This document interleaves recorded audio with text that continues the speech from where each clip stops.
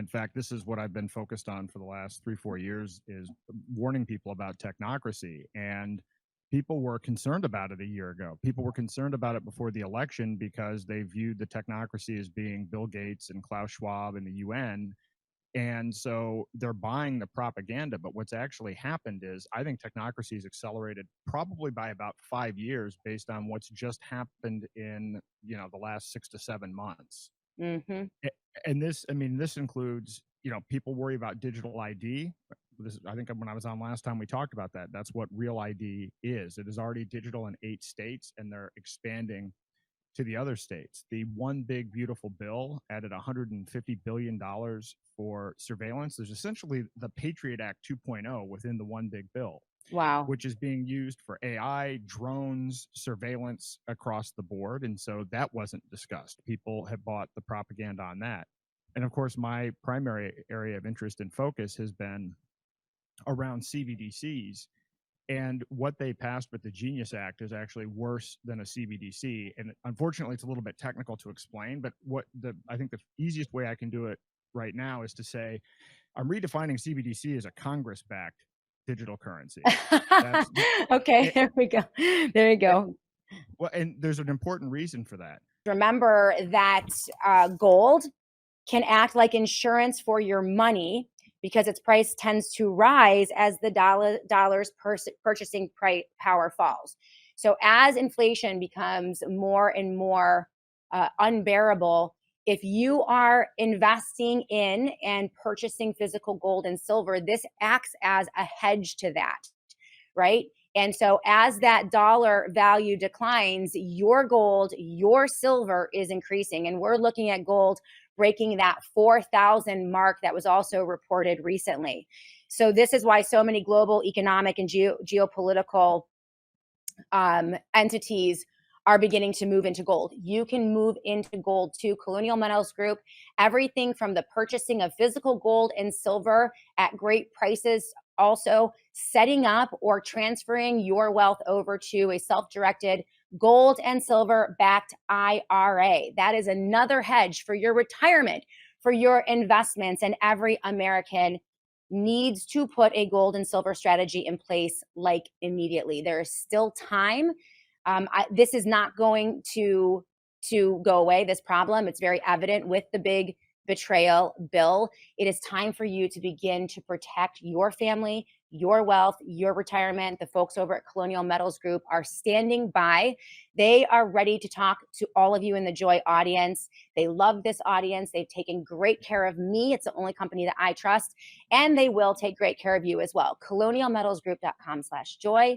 That is colonialmetalsgroup.com/joy. Go there right now today. See if you qualify for up to $7,500 in free silver.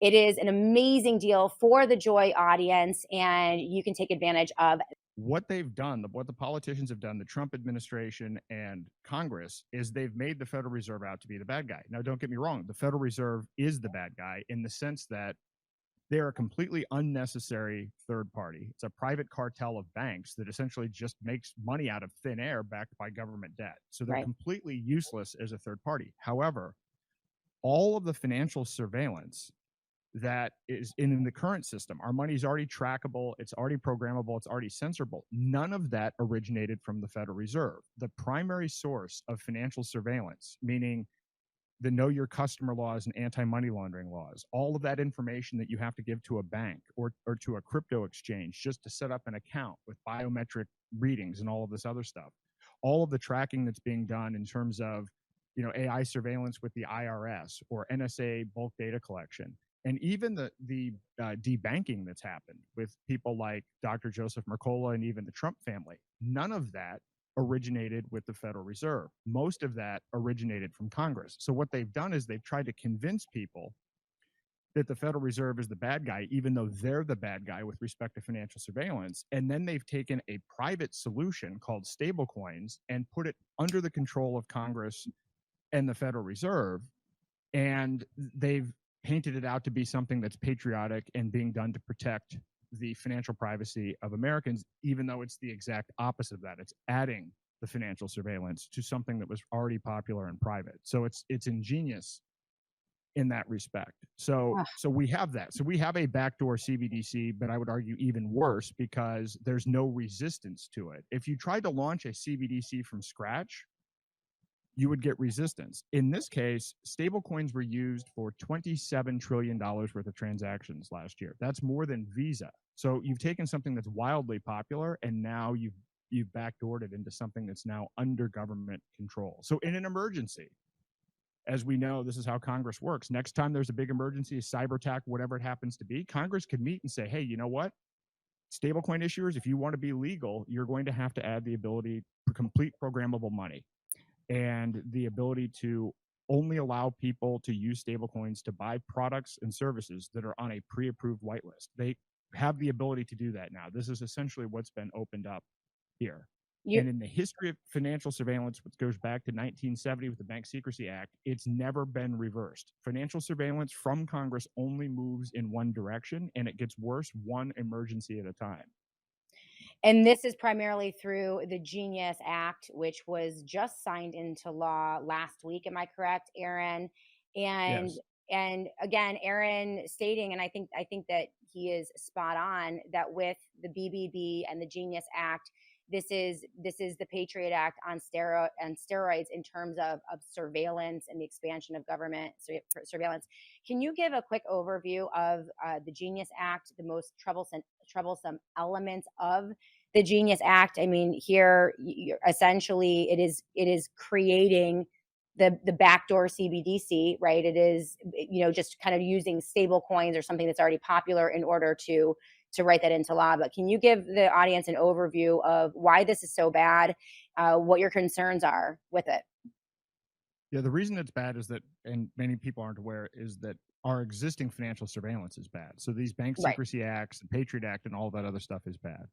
What this is doing is essentially applying those already bad surveillance rules to the stablecoin. So that's the first part of it that's bad. So in other words, we're adding trackability, programmability and censorship to something that's private, something that's popular. So in essence, it's making it a backdoor CBDC. The other major problem with this, and interestingly enough, because they've just made out the Federal Reserve to be the bad guy, but yet now stablecoin issuers are going to have to provide monthly audits to the Federal Reserve. And I want everybody to think about how absurd this is. The idea that, we have the Federal Reserve that itself hasn't been audited is now, in order to make these things somehow stable and something that people are going to have confidence in, we're going to have the Federal Reserve auditing them every month. Isn't that a bit odd?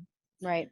But what I think you're going to see happening here is, and this happens often with Congress and with regulations, they put in regulations that are so difficult to comply with that it creates a scenario where the new players, like in this case Tether and USDC, will have to be acquired by larger banks in order to Okay. meet the regulatory burden. So what I suspect you're going to see out of this is not a million stable coins and any kind of innovation or Right. proliferation of that. You're going to see the same institutions capture something that was successful and then give control over surveillance to Congress.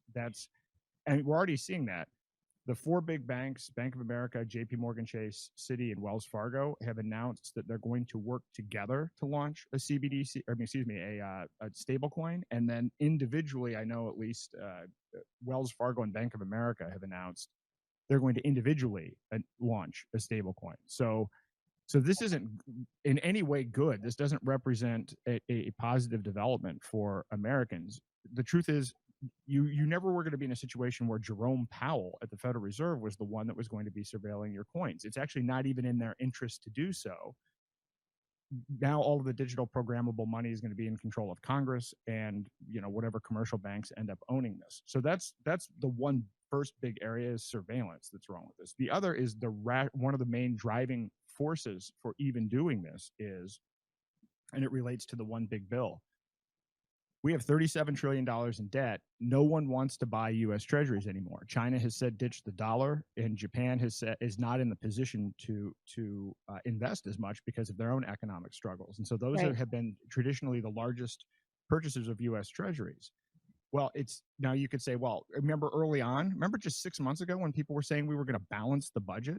I remember from Trump's first term said he was going to eliminate the debt in 2 terms. Unbelievable.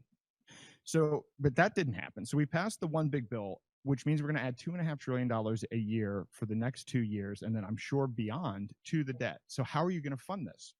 Well, one of the things that they put into the Genius Act is if you're a stablecoin issuer, you have to back your stablecoins 1-to-1 by only US Treasuries and only US dollars. This means that, according to our own Treasury Secretary, they believe they're going to be able to sell at least $2 trillion worth of treasuries to back these stable coins and to participate in all of the stablecoin hype. So we're getting a backdoor CBDC and funding debt and all of the tyranny that goes along with current US government policy. Those are the two things that we effectively get out of this legislation. Unbelievable. So again, once on the backs of the American people, we're bailing out our own government. All of the profligate spending, all of the debt spending. We essentially, through this process, individual Americans will be propping up our dollar. Is that what I'm understanding? Or bailing ourselves out? Well, it's not just American citizens, it's anybody who uses a stablecoin. People Right. all over the world use stablecoins. So anybody that uses a stablecoin anywhere in the world is participating in the funding of US debt. Oh my gosh. Where does Bitcoin fall in?